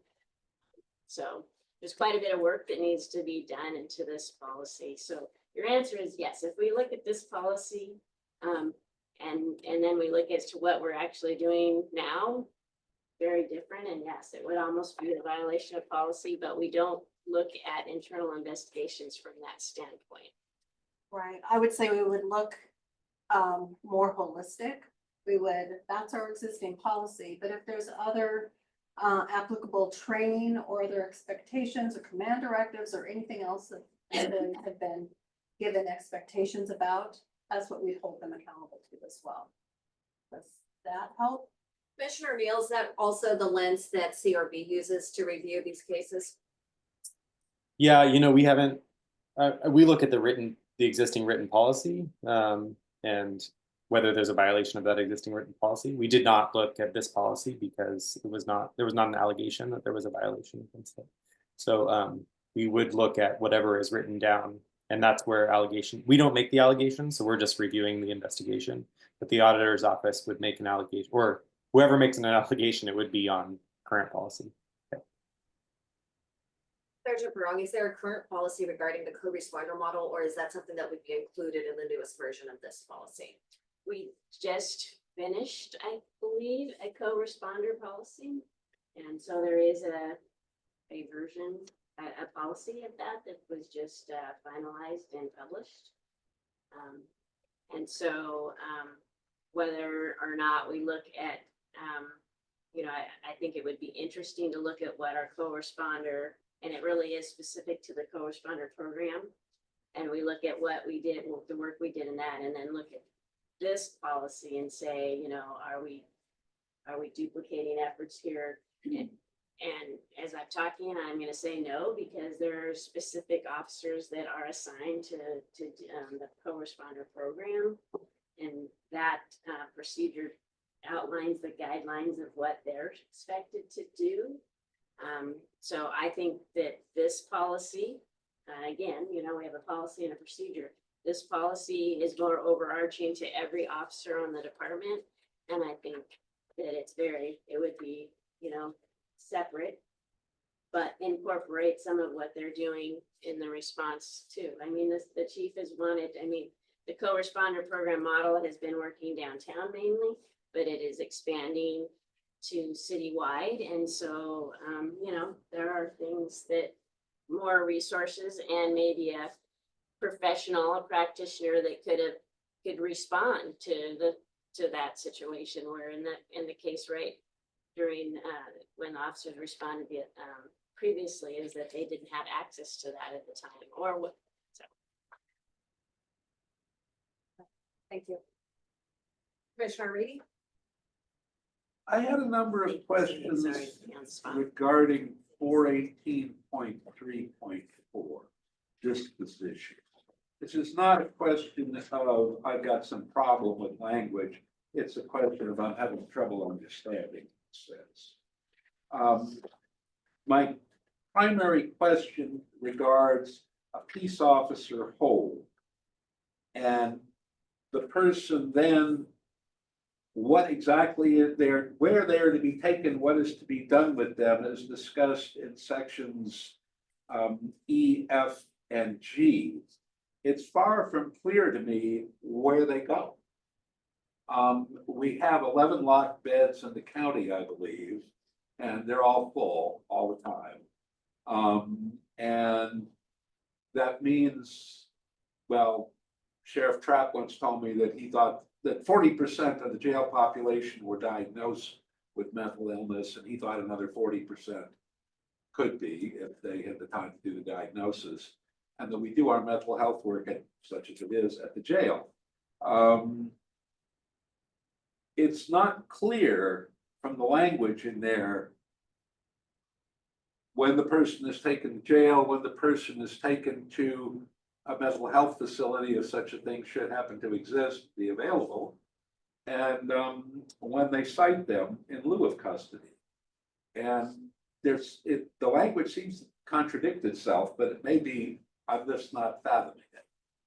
Yeah, and I mean, from personal experience of working on the street, at least police officer hold and a director's hold, I mean, there's many different classifications. It's very hard to get a director's hold, and it takes quite a bit of work, and there is very few, I think 1 or 2 individuals that can actually issue a director's hold for somebody. And It's the officer's hold that's more, because that one seemed to be clearer, but this one, what you're doing. And I've been on a ride along where someone was picked up and taken to the hospital, and it worked. It got him in. It was fantastic. But he only got in because he was delivered by a police car. Had he shown up at the front door himself or been delivered by an ambulance, and said, we don't see any evidence of, deep arterial bleeding, or, have you killed anyone lately? No, get out of here. right, I mean, and so the ORS, one of the things is that, is if it's still reflective of the correct ORS, could not be. I mean, and we need to verify that. The other thing is that even if an officer takes an individual to the hospital, and once the officer walks out, like the hospital staff accepts the individual, and the hospital may deem that they're not a danger to themselves and other, and the person, I mean, it happened to me. They're walking out 15 minutes later from the time that I took them there.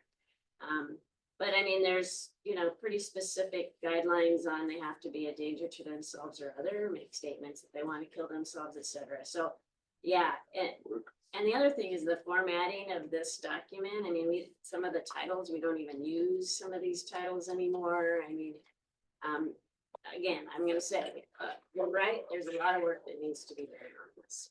That was my main part of unclarity reading. What? Commissioner O'Neill? Commissioner Reedy, did you see 418.4 authority for custody, where there is description of what the peace officer hold could lead to for transportation? It might add some description to your question, I think, and it might be the location where more information, as the sergeant was mentioning, could be modernized and made more relevant to this current situation we have. It doesn't reflect it. I thought takes a fairly sanguine view of what's available, and having known of individuals who are in need of such services, I know just how hard it is to get them into such, and it's amazingly difficult, and really unsuccessful, and they really do demand clear evidence that you have tried hard to commit suicide before they'll let you in. Yeah, and so my comments are not to contradict you, but just to suggest that that would be the section where we would look at to add language rather than the previous section. Yeah. And just recognize what the situation is on the ground, because the officers all know. It's all what's I thought. Any other comments about policy 418? Right, we will look forward to reviewing that in January.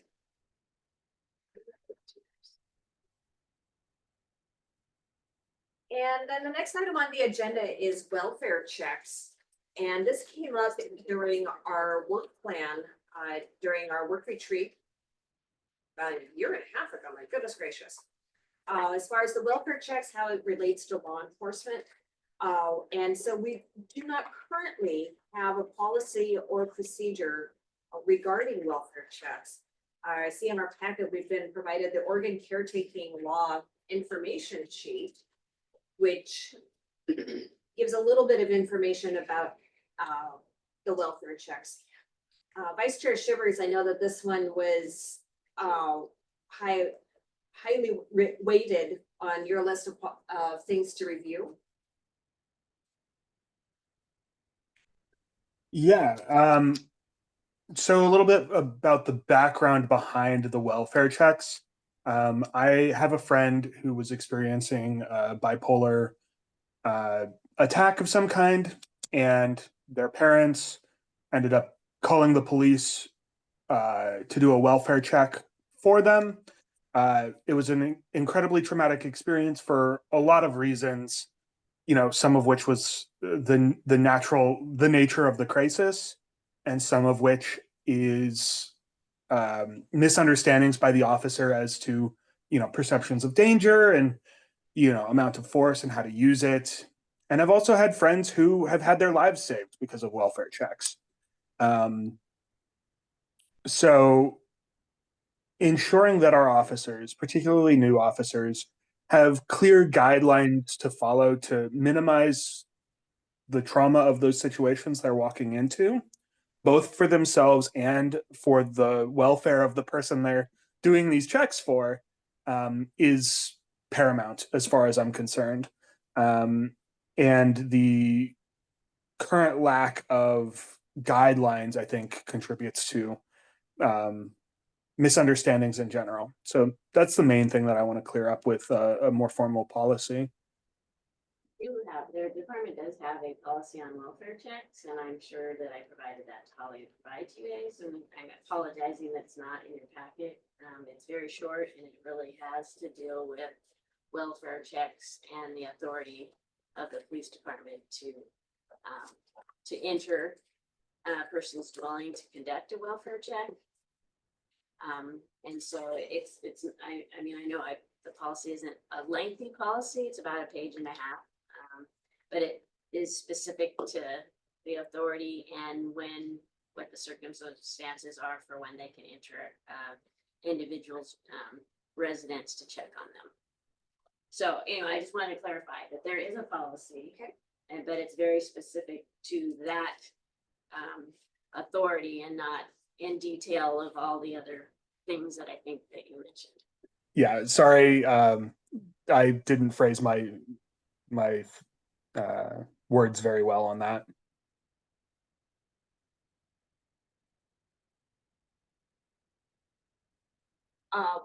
Then we will bring that one to a future agenda. With that, then we can move into closing comments. And Sergeant Jordan, do you know if we had anybody sign up for public comment this evening? I don't know that we did. I would have to ask Holly. I do not see anyone for public comment. Thank you. All right, Commissioner folks, we'll begin with you again. Thank you for this evening, and I hope you all stay warm and cozy this holiday season. People you love. Thank you. somebody layering up more, I'm zipping up my coat higher. This room is cold. Commissioner Reedy. Yeah, I hope everyone has an absolutely delightful holiday season. And I hope the next year is not as bad as some of us fear it's going to be.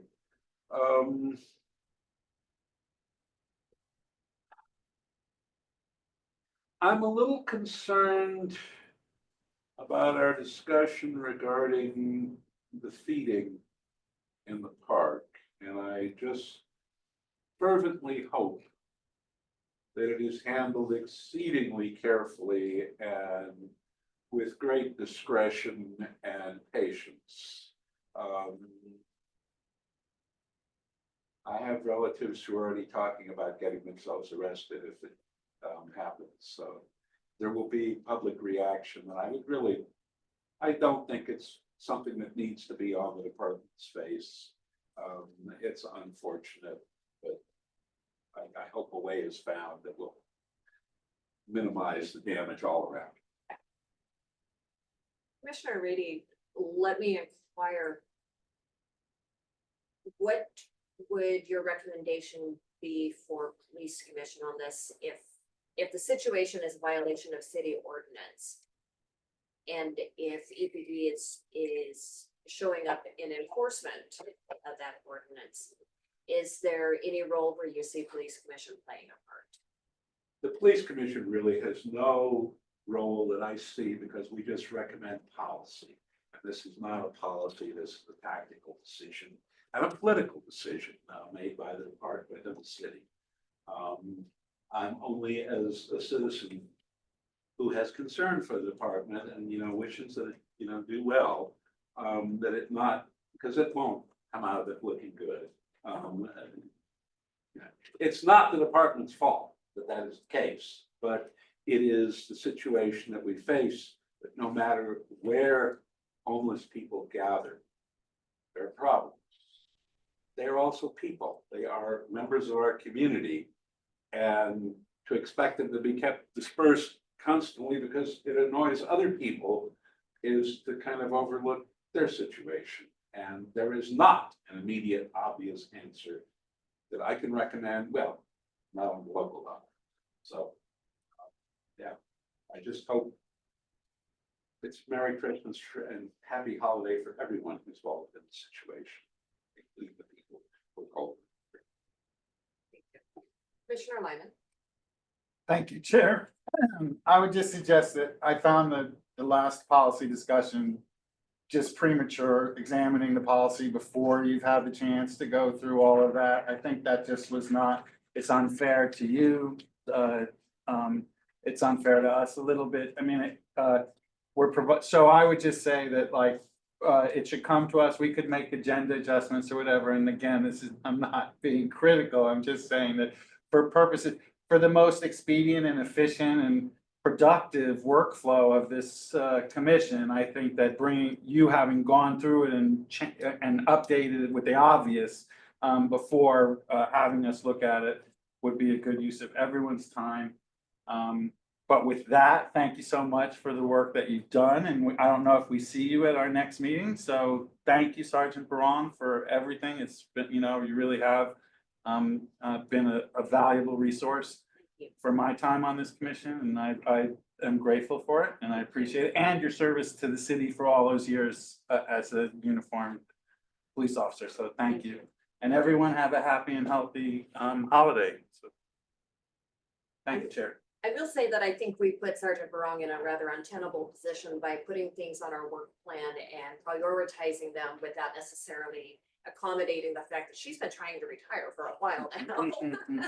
And so given the amount of time that she has graciously given to EPD, I believe the chief may have possibly prostrated himself before you and grabbed your ankles and begged you not to go. But given the amount of time that you've been able to give back to EPD to work on these policies with us is certainly appreciated. Commissioner Neal. Yeah, thanks. Yes, Sergeant Barong. Thank you for your service to the police department and also to this board or to this commission. regarding policy 418, I agree with Commissioner Lyman that it would probably be best to start talking about policies once they're, been just the basic low hanging fruit has been changed, so that we're not commenting on stuff that's going to be automatically updated. But appreciate the frankness with which you presented that policy. I am concerned about this policy. I think it will have a lot of heightened scrutiny about it over time, and I think that there should be some sort of robust information gathering to help with its maturity into the new phase of its life. I will be honest that my work in the Portland Police Bureau was all around this kind of policy making, and we were sued very directly by the federal government about it. And so I have a lot of trauma about that experience personally, professionally. So I just think that it deserves a robust sort of look at implications of the policy in the past, uses of force related to individuals with mental illness, at the new system we are facing of mental health provisions in our community, potentially bringing in experts in the community. And this may all be happening, but it would be good for us to get a presentation about how that kind of input is incorporated into this particular policy, which I think is a really vital one to get right. With that, happy holidays. We'll see everybody in January, which is not too far away. Thanks. Thank you. So first I want to welcome Sergeant Jordan. Thank you so much. I'm really glad you're here. And then I don't know if it's proper to call you Sergeant now. I haven't figured that out. You've been here for a few years and I do it different every time, but thank you so much for being on this mission. I have so enjoyed you stepping into this role and your patience, but you can also be firm when you need to be, and just bringing your just years of experience and being very open and willing to share with us has helped me often to understand some of these policies where it's really hard to see what's on the page and imagine it in real life. And you've always done a really good job of trying to paint that picture for us of how this comes off the page and a person might use it in real life. So thank you so much. Councilor Zelenka. Thanks, Chair. Yeah, I wanted to express my gratitude and thanks to Sergeant Barong as well for all the work you've been doing for the city for many, many years. And I hope you enjoy your retirement. I too have learned a lot from you. I very much appreciate your style and the way that you've brought the information to us over time. And it's been very refreshing to work with you. So thanks and good luck with your retirement. On the park, the neighbors feeding neighbors thing, I don't know. I'm not super close to that issue. But my understanding of it, it's not about what they're doing. It's about where they're doing it. And where it has gotten to the point where they're getting so many complaints that the city has to react to it. And it's kind of a little bit weird to me that after given multiple different places that they could move to that where they would be much more accepted, they just decide not to do that. And why you would pick a fight with the neighbors like that and put the city in an inappropriate circumstance of having to enforce the rules seems just kind of odd to me. And it's been it's kind of a weird saga. I don't quite understand all the dynamics of it, but hopefully there is a solution to it in the near future that works for everybody. So with that, everybody have a good holidays. Hope you could get some time off and you get to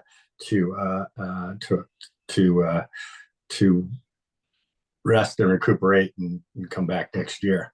And Jensina, great job being a chair this year. Holly, thank you for your usual great support for the commission. So it's been awesome. Thank you. Thank you, Counselor. Vice Chair Shivers? Yeah, I just wanted to wish everybody happy holidays and thank you all for being on the commission with me. I was also informed about the burritos in the park issues, and I emailed Holly and Chief about it. I'm hoping that the application process for those folks isn't denied outright if they do try to get one for the park they're currently in, but I would also love them to serve those parks on a rotating basis rather than stick around past their welcome in that community. So complicated, but thank you all for being here. When is your last day? I perhaps will be here for January's meeting, but I believe my contract ends on February 28th.